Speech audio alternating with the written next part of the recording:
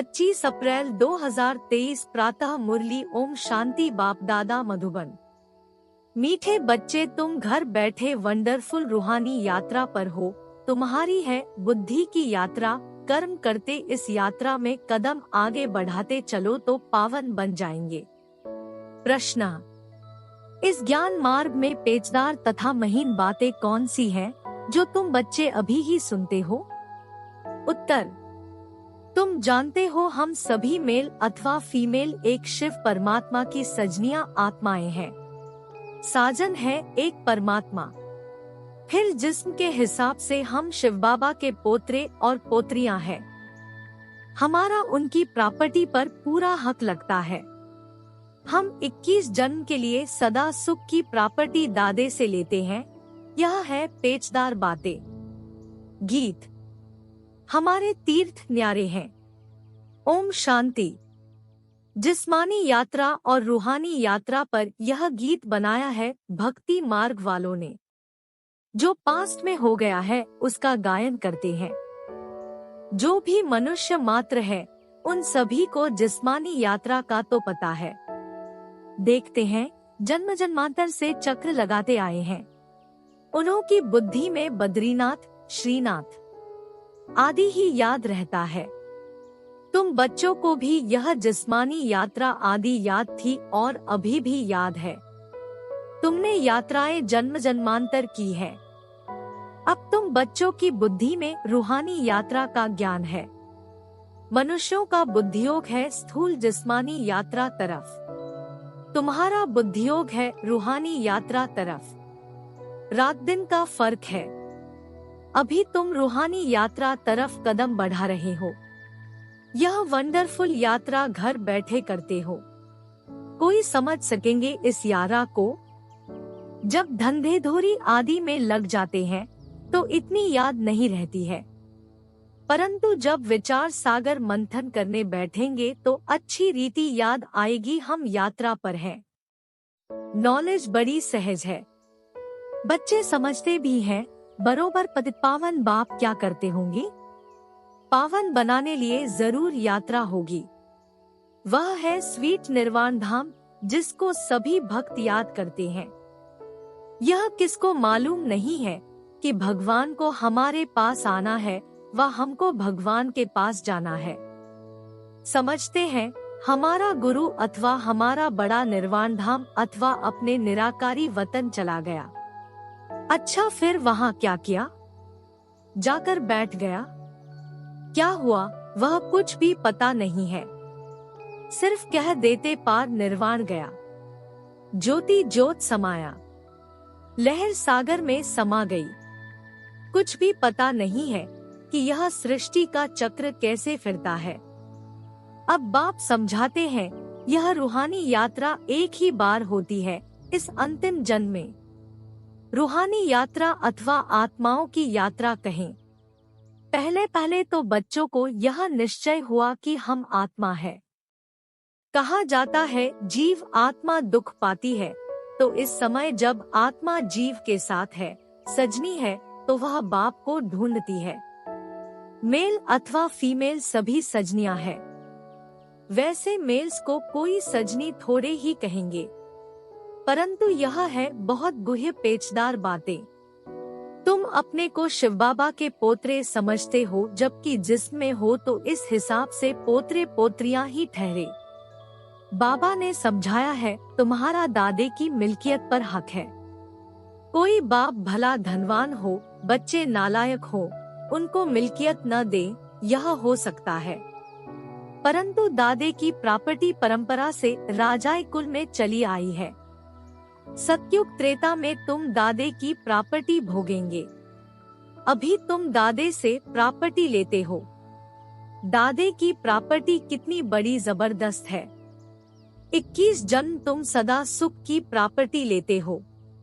परमपिता परमात्मा है दादा, ग्रैंडफादर। बाबा कहेंगे ब्रह्मा को, कहते हैं यह प्रॉपर्टी हम दादे से ले रहे हैं। तुम जितना पुरुषार्थ करेंगे उतना दादे की प्रॉपर्टी मिलेगी। जैसे यह माता पिता, जगत अम्बा, जगत पिता पुरुषार्थ करते हैं, ऐसे हम भी इस पुरुषार्थ से ऐसा ऊंच बनते हैं। दादे से फुल प्रॉपर्टी लेते हैं, राजाई प्राप्त करते हैं। तुम जानते हो वह बादशाही फिर कितना समय चलती है। पॉइंट्स तो अथाह है। अगर इस प्रकार तुम कोई को भी समझाओ तो झट समझ जाएंगे। 2 बाप तो जरूर है। प्रजापिता ब्रह्मा को पिता तो सभी कहते हैं। गॉड फादर को सभी मानते हैं। वह बड़ा है दादा, ब्रह्मा उनका बच्चा ठहरा। ब्रह्मा का नाम तो बाला है। विष्णु व शंकर को प्रजापिता नहीं कहेंगे। सूक्ष्मवतन में तो रचना नहीं रचेंगे। ब्रह्मा ही जरूर यहाँ ब्राह्मण रचते होंगे। ब्रह्मा मुख कमल से परमपिता परमात्मा ने ब्राह्मण संप्रदाय रची। जैसे कहेंगे क्राइस्ट ने क्रिश्चियन संप्रदाय रची, इब्राहिम ने इस्लाम संप्रदाय रची। नाम आता है ना। शंकराचार्य ने भी रचना रची। हर एक झाड़ में टाल टालियां तो होती हैं। यह है बेहद का झाड़। इनका रचिता अथवा बीजरूप तो मशहूर है, नामी ग्रामी है। फाउंडेशन ऊपर में है, बीज है ऊपर। बाकी टाल टालियां अभी यहाँ ही कहेंगे। यह सारे मनुष्यों की रची हुई रचना है। यह ब्रह्मा कुमारी संस्था बीजरूप बाप ने स्वयं रची है, जो बीजरूप परमपिता परमात्मा ऊपर में रहते हैं। ऐसे नहीं सभी टाल टालियों का बीजरूप ऊपर में है। यह बड़ी महीन बातें हैं। परमपिता परमात्मा को हमेशा ऊपर में याद किया जाता है। क्राइस्ट को ऊपर में याद नहीं करेंगे। परमपिता परमात्मा का नाम, रूप, देश, काल तो एक ही है। वह कभी बदलता नहीं। तो यह बाप बैठ अच्छी रीति समझाते हैं। तुम बच्चे जानते हो हम अब पतित से पावन बन रहे हैं। सदैव एक रस नहीं रहते हैं। पहले 16 कला संपूर्ण होते हैं, फिर 14 कला, फिर कलाएं कम होती जाती है। सतयुग के बाद फिर हम नीचे आते रहते हैं। इस समय हम बिल्कुल ऊपर जाते हैं। यह हुआ ऊपर जाने का रास्ता, वह हुआ नीचे आने का रास्ता। इनकी महिमा बहुत भारी है। पतित पावन एक है। याद भी सभी एक को करते हैं, परंतु पूरा नहीं जानने के कारण देहधारियों को याद कर लेते हैं, क्योंकि इस बात में भूले हुए हैं कि पतित पावन कौन है। जरूर एक को कहना पड़े, सिवाय तुम बच्चों के और कोई की बुद्धि में आ नहीं सकता। तुम्हारे में भी नंबरवार है। अब तुम समझते हो हम दादे के पोतरे हैं और बाबा के घर में बैठे हैं। यहाँ दादा भी मौजूद है। अवतार भी जरूर यहाँ ही लेगा ना। तुम कहेंगे यहाँ हमारा दादा हमको पढ़ाते हैं। वह परमधाम से आते हैं। वह हमारा दादा है। रूहानी और सब जिस्मानी दादे होते हैं। तो दादा कहते खुशी में एकदम उछल पड़ना चाहिए। भला राजेरजवाड़े बहुत साहूकार है, परंतु वह दादा हमको क्या देते हैं? स्वर्ग की बादशाही। यह बातें अभी तुम समझते हो। सतयुग में फिर यह बातें भूल जाती है। वहाँ इन लक्ष्मी नारायण आदि को भी पता थोड़े ही रहता है कि स्वर्ग के सुख हमको किसने दिए। अगर यह समझे तो फिर यह भी समझे कि इनसे पहले हम कौन थे। बड़ी वंडरफुल बातें हैं। लक्ष्मी नारायण को यह पता नहीं रहता कि यह राजधानी हमको किसने दी है। सिवाय तुम ब्राह्मणों के और कोई नहीं जानते। तुम्हारा देवताओं से भी मर्तबा ऊंचा है। यहाँ तुमको दादे से प्रॉपर्टी मिलती है। तुम जानते हो बरोबर यह ब्रह्मा बाप है। इनके तन में दादा, ग्रैंडफादर आते हैं। नहीं तो पतितों को पावन बनाने कैसे आए। सभी आत्माएं ऊपर से नीचे आती हैं शरीर धारण करने। उनको अपना शरीर है नहीं। यह सभी बातें तुम बच्चों की बुद्धि में है। उनको कहा ही जाता है परम आत्मा। इसका मतलब यह नहीं कि परमात्मा कोई बड़ा है, आत्मा छोटी है। परमात्मा और आत्मा में कोई फर्क नहीं है। ऐसे नहीं परमात्मा कोई छोटा बड़ा होगा। बाप कहते हैं मैं कितना साधारण हूँ, मेरी महिमा बहुत बड़ी है क्योंकि सभी को आकर पतित से पावन बनाता हूँ मैं भी आत्मा। मेरे में जो नॉलेज है वह तुमको देता हूँ। ऐसे नहीं आत्मा कोई छोटी बड़ी होती है। आत्मा में नॉलेज न होने कारण वह मैली हो जाती है, मुरझा जाती है, दीवा बुझ जाता है, फिर उसमें ज्ञान घृत पड़ने से दीवा जगता है। बाकी आत्मा क्या है? ऐसे नहीं कोई आग है। आत्मा ऐसे ही शीतल है जैसे परमात्मा शीतल है। वह है ही सभी को शीतल करने वाला। गाया भी जाता है शीतल जिनके अंग, इनके अंग शीतल हो जाते हैं उनकी प्रवेशता से। जिसमें प्रवेश करते हैं उनको भी कितना शीतल बनाते हैं। तुम जानते हो बाबा कितना शीतल है, शीतल और तत्तल गर्म। वह काम चिता पर जल मरे हैं, बात मत पूछो। कोई कोई तो ऐसे पाप आत्मा है जो कितना ज्ञान छीनता डालते हैं तो भी शीतल होते ही नहीं है। कितनी मेहनत करनी पड़ती है एक एक के ऊपर। बाबा पूछते हैं तुम शीतल बने हो? सन्यासी उदासी थोड़े ही कभी ऐसे पूछते हैं।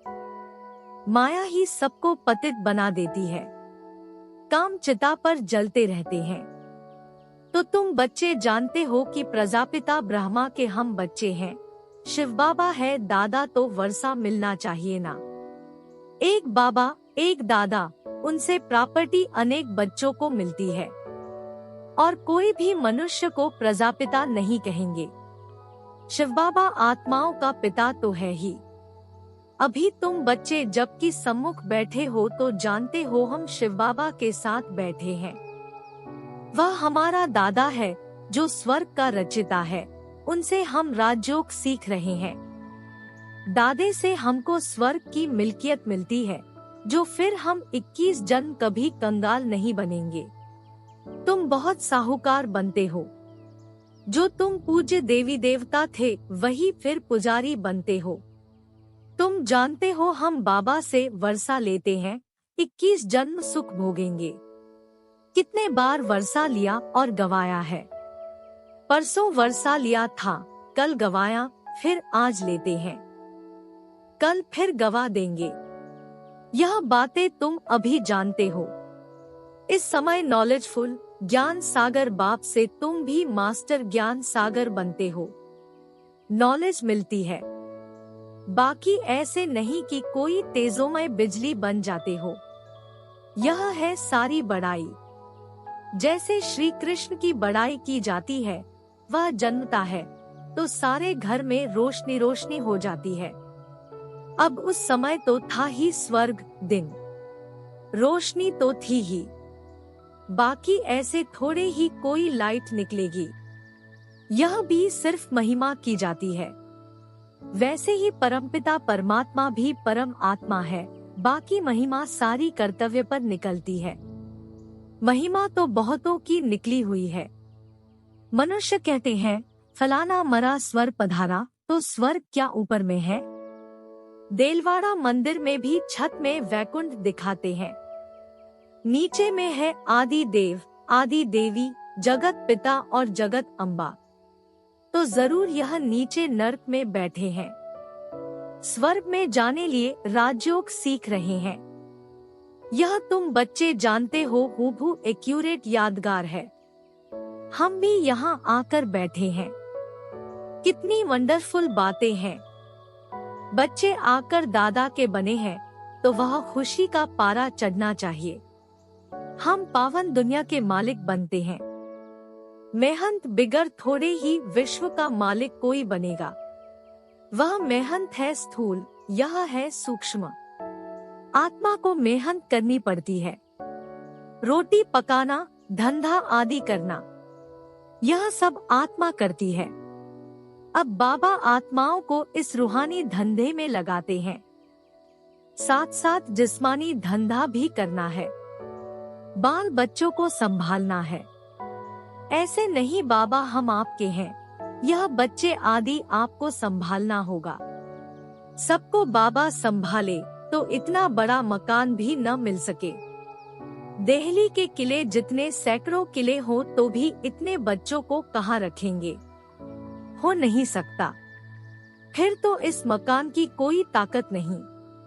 कायदा ही है, गृहस्थ व्यवहार में रहते हुए अपना पुरुषार्थ करो। इतने सब बच्चे यहाँ आ जाएं तो चल कैसे सके? तो बाप कहते हैं, मुझे याद करो।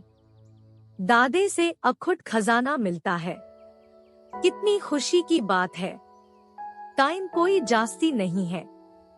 गाया जाता है, राम गयो रावण गयो। आगे साक्षात्कार होता रहेगा कि इसके बाद क्या होना संभव है। अपने घर के नजदीक पहुंचते हैं तो वह झाड़ आदि देखने में आते हैं।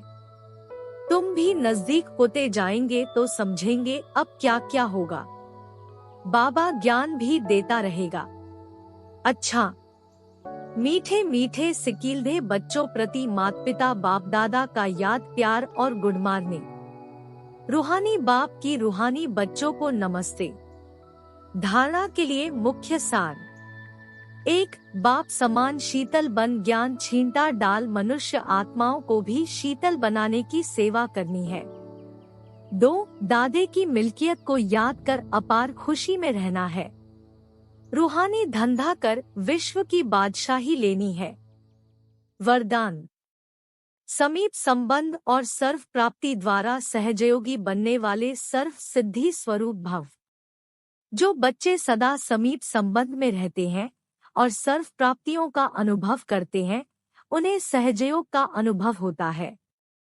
वे सदा यही अनुभव करते कि मैं हूँ ही बाप का। उन्हें याद दिलाना नहीं पड़ता कि मैं आत्मा हूँ, मैं बाप का बच्चा हूँ। लेकिन सदा इसी नशे में प्राप्ति स्वरूप अनुभव करते, सदा श्रेष्ठ उमंग उत्साह और खुशी में एकरस रहते, सदा शक्तिशाली स्थिति में रहते, इसलिए सर्व सिद्धि स्वरूप बन जाते हैं। स्लोगन: रूहानी शान में रहने वाले कभी हद के मान शान में नहीं आ सकते।